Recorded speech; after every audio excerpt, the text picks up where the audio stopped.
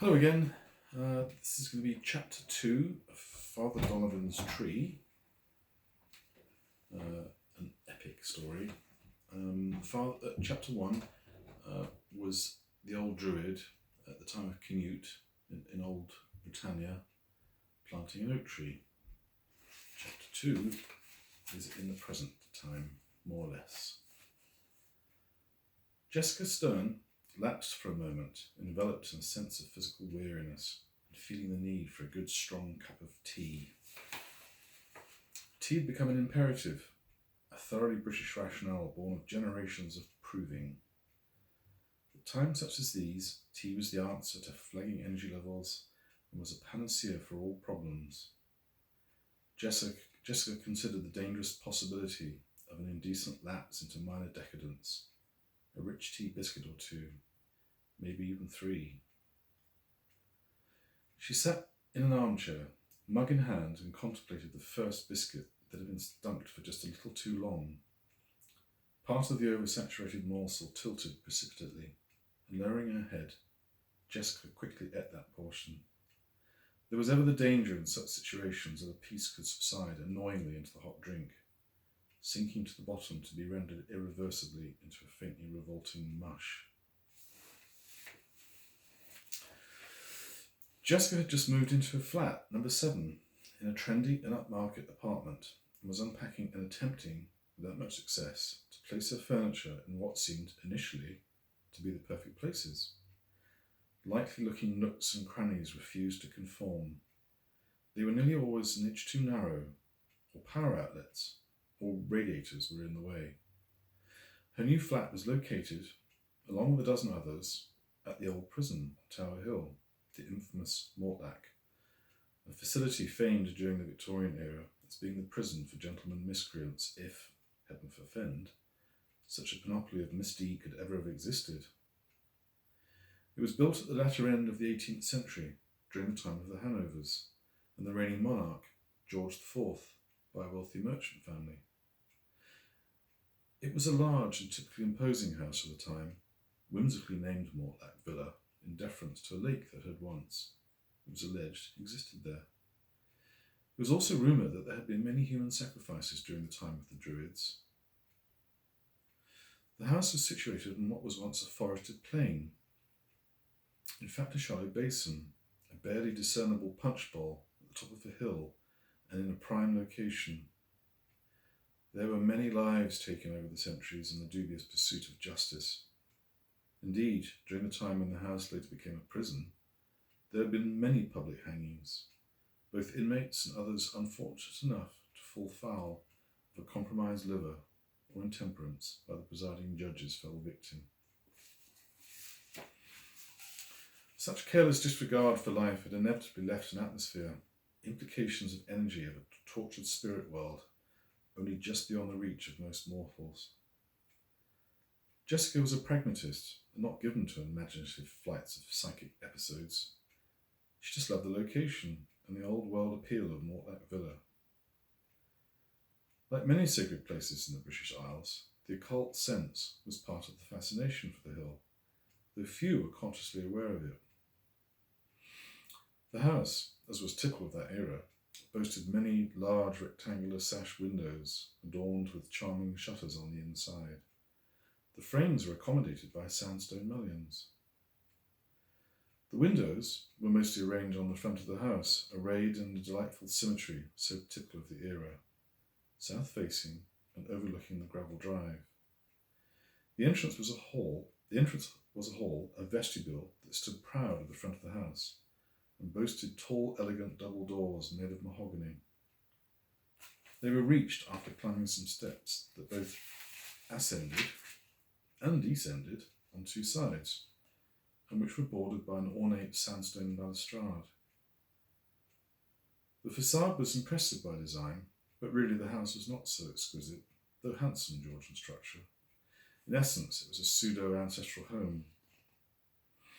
A London townhouse commissioned by an upwardly mobile family of the time. It was therefore considered a dwelling of the nouveau riche, a family who through ignorance had no real grasp of the subtle intricacies of true artistic design. As a result, the concept had not endured success and was a product of concession, an uncharacteristic act of favour to the family. Designed by none other than Thomas Hopper at the start of his career, a man who in time achieved great fame for his architectural ability, but maybe, at a young age and with hunger to succeed, he'd augmented compromise. The materials used were sandstone and red terracotta bricks, a material cleverly invented by the Romans that, very regrettably and more latterly, metastasised throughout Britain in the form of countless housing estates of questionable aesthetic value. Unfortunately for the property, there was little land left owing to London's increasing density and clamour for housing, there being just 2 acres in all. The property did, however, possess one very redeeming feature. In amongst the apple, pear, cherry, alder, and the odd young chestnut tree was an enormous and exceptionally beautiful oak tree, situated in the garden, but set back some distance from the drive. It showered the neighbourhood with acorns, a carpet of russet-coloured leaves in the autumn, provided shelter from the rain in the winter, shade in the summer, but most of all, it lent an incomparable beauty and dignity to that villa. Over the intervening centuries, there have been vague attempts to chop the tree down, and one particular time when there had been a much more determined effort. The saga was constantly retold in folklore as being the most mysterious of occasions during the tree's history. At a period in time when the house had stood forlorn and abandoned, a band of brigands trying to survive a harsh winter on the road and needing firewood had arrived from the alehouses sodden with gin. Holding between them a large 2-man tree saw, they decided that the stoutest and least inebriated pair should start the proceedings, and each, holding an end, put the blade to the base of the trunk. Then they started to cut. Within seconds, so legend has it, there was a terrifying shriek and a powerful chill wind that blew up from nowhere. Despite being quite drunk, the band of men was spooked and paused for just a moment, but then they started again. Witnesses at the time swore to the fact that an apparition of an enormous man appeared, striding towards them with a hand held high, and holding what looked to be a large wooden staff. Though startled at first, the brigands were prepared to knock him on the head to prevent his interference. As one of the crew reached up from behind and dealt the giant a cowardly blow with a cudgel, the victim seemed to split into 2 for a moment, as if cloven, and hundreds of leaves flew from the point of impact. The shrill wind continued vortex-like in the locality, and then the leaves regrouped once again into the complete upper torso and head of the giant. The brigands, terrified and fearing that witchcraft was afoot, ran with all their might, instantly sobered, and made haste for an alehouse in search of a stiff drink and retold their tale to an incredulous audience who were not as sceptical as one might have supposed. A policeman, in the blinding clarity of sobriety, had witnessed the scene unfolding from across the road and had divined early on of what constituents the giant was made. Terrified at the events unfolding before him and rendered powerless on that occasion to act in his official capacity, he too made for the alehouse, beating the brigands by just moments. He quickly demanded a drink, as if he just met with Satan, and in between gulps gave a panic-stricken account of what had happened. Just as he finished his story, the brigands ran in, obviously terrified, and also very much in need of more drink. The pub was named the Royal Oak, which seemed a fitting tribute. While the tavern existed, the story was retold at every anniversary of the event, finally to be written on the walls at the entrance until the day the tavern was closed and pulled down. When the original owner of the house died, leaving a trail of debt, Mortlack Villa was purchased by the Port of London Authority for just such a purpose as a prison. High walls were erected at the perimeter of the property to encompass the building and to contain the inmates and to keep out the inquisitive. Strangely, in that increasingly austere environment, the tree was tolerated rather than loved, but it prevailed. After the First World War, the house was converted into an asylum for the insane. Latterly, It was downgraded, after the Second Great War, into an institution for people with war-related mental illness, and including brain-damaged war veterans. In the early 60s, the building caught fire from a freak lightning strike, not enough to do serious damage, but sufficient to close forever the doors of the institution. The remaining inmates were either released or relocated to more well-equipped facilities. The mighty oak, strangely enough, was spared any damage from lightning, despite its enticing proximity and height.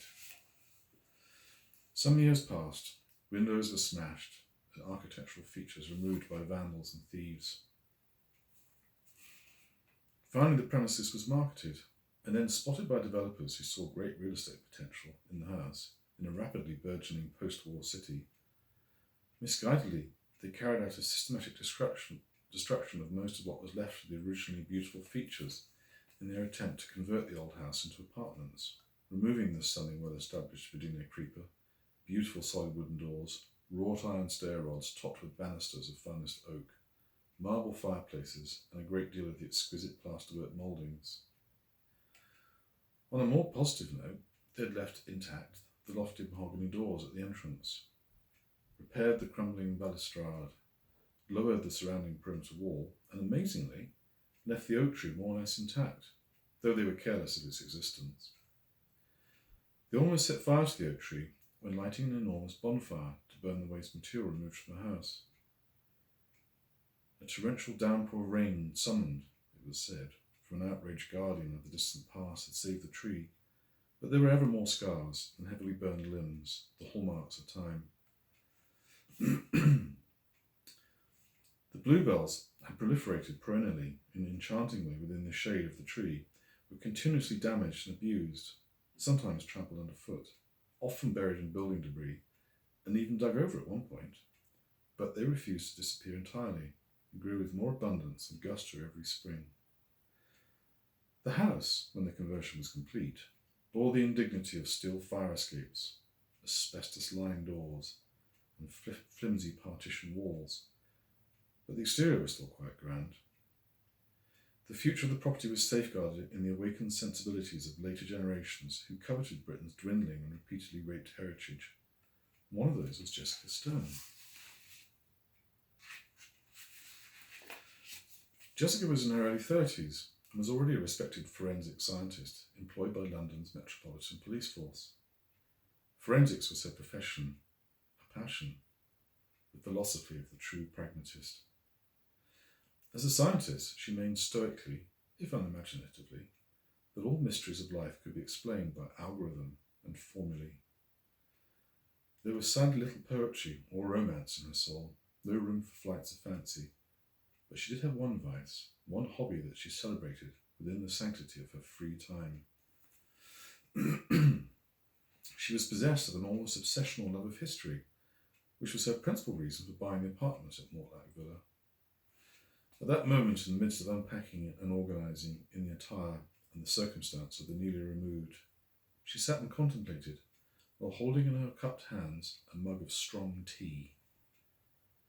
Jessica was of just above average height, boasted the most amazing long black and very lustrous hair, but viewed the world through myopic and bespectacled eyes. They were the unseeing eyes of an over-diligent student, eyes that few in the world had ever really looked into, and who had never realised just how beautiful they were. So dark they were almost black, and so limpid one could easily become immersed in them.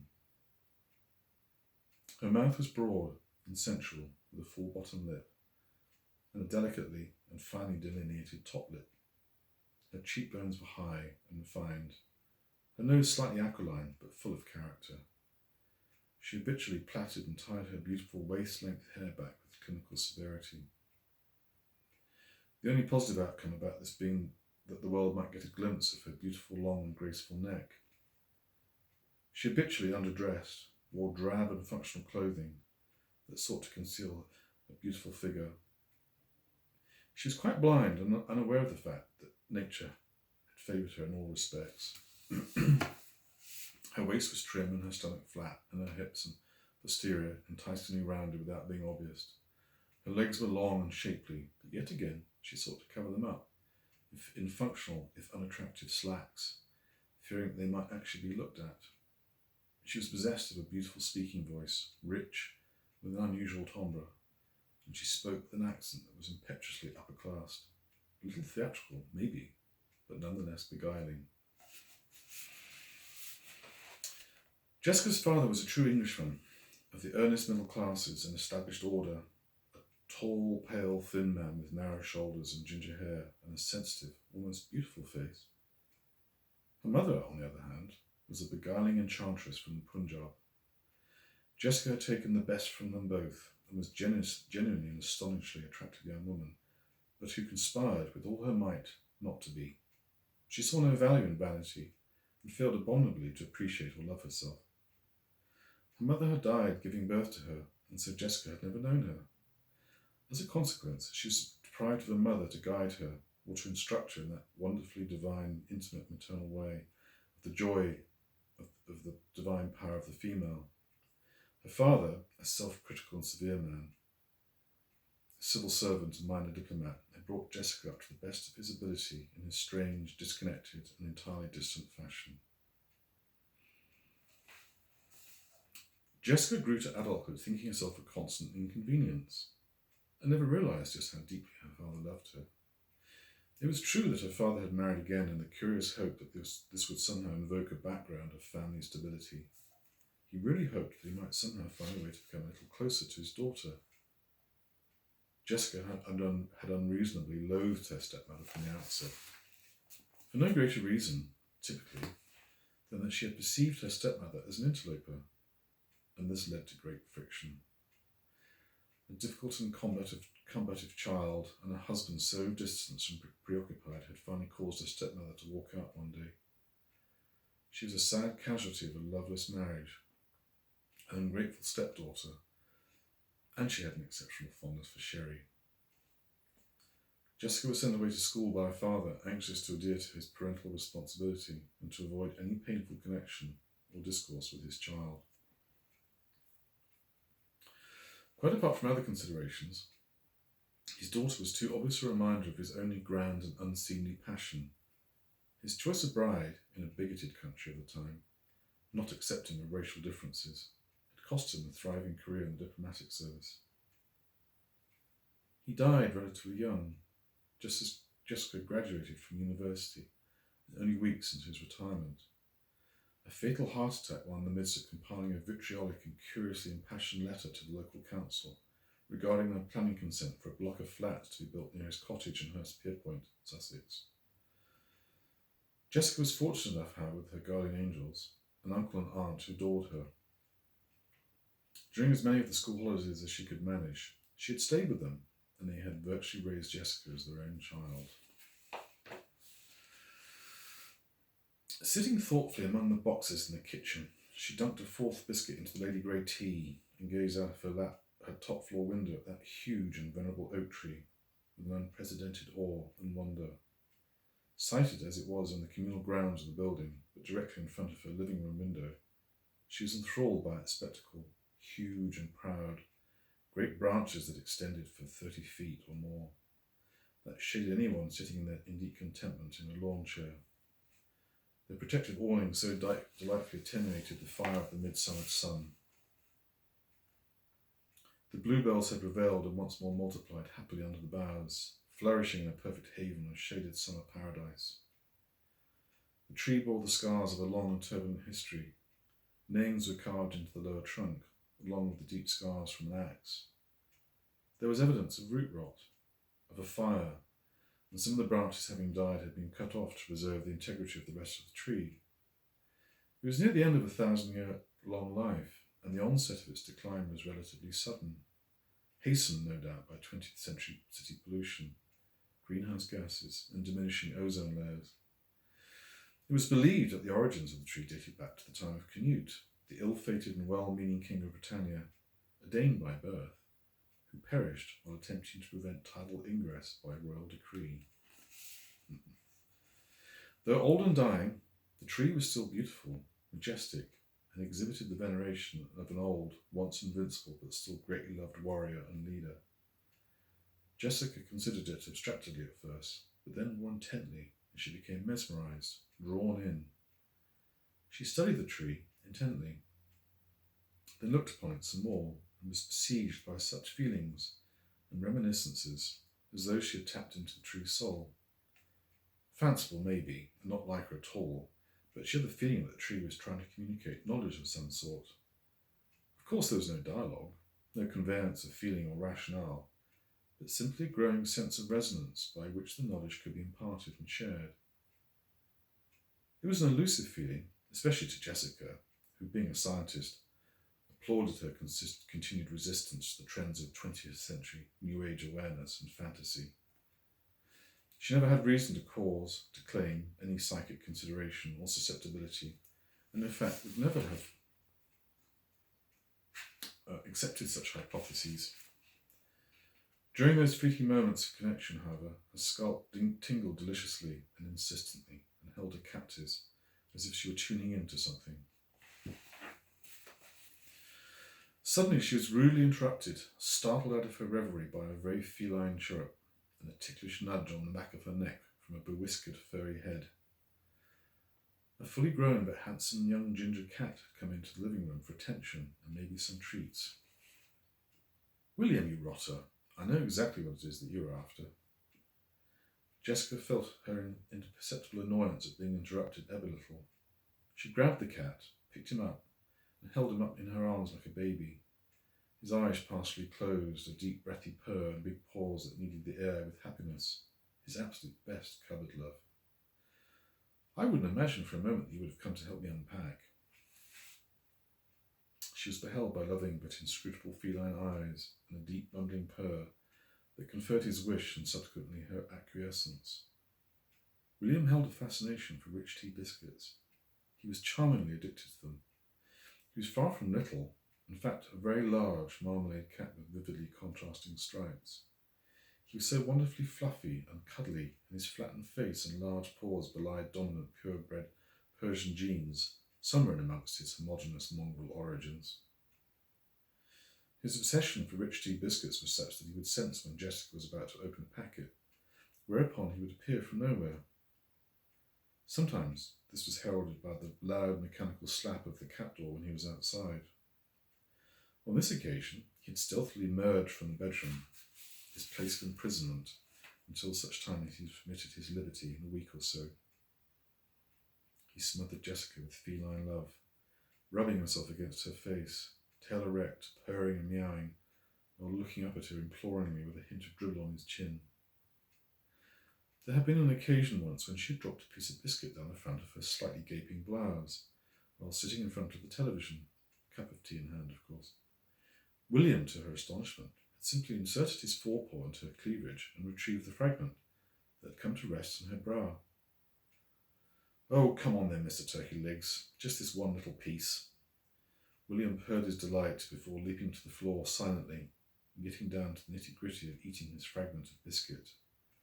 The sound of his munching and crunching once more reawakened the tingling in Jessica's scalp and set her on to the path of reverie.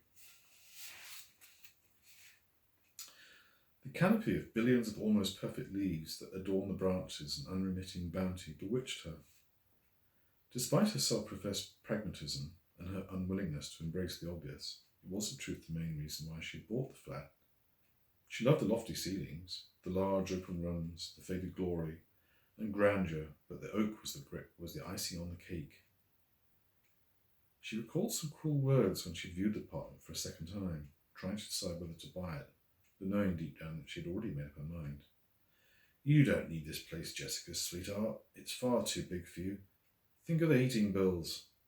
If I didn't know you better, my sweet, I'd say you bought this place because of that big fucking tree. Some misplaced and unrealistic romantic notion, no doubt, of sitting in the country park of a great house." This abrasive comment had come from Stephen Savage, a Cockney, long-term acquaintance, one boyfriend, sometimes enemy, a charming but crooked snake of a man who operated under the dubious guise of a financial services advisor. His only one and great redeeming feature was his love of animals, and of course, William, whom he adored, the admiration being fully reciprocated, provided Stephen was armed with rich tea biscuits. Stephen was small, shorter than Jessica by a couple of inches, dapper and an unscrupulous conman. By various devious means, he managed to solicit the patronage of aged and infirm spinsters and widows. His mission was to worm his way into their favours and confidences, and then by degrees take greater and greater liberties with their assets, which he managed by gaining ill-considered signatures on legal documents. He took care to target people who had few, if any, surviving relatives, and preferably distant. As Jessica often pointed out, it would only be a matter of time before he was tracked down and stoned to death by outraged beneficiaries, waving crumpled bequests that no longer held substance because of his skillful doctoring.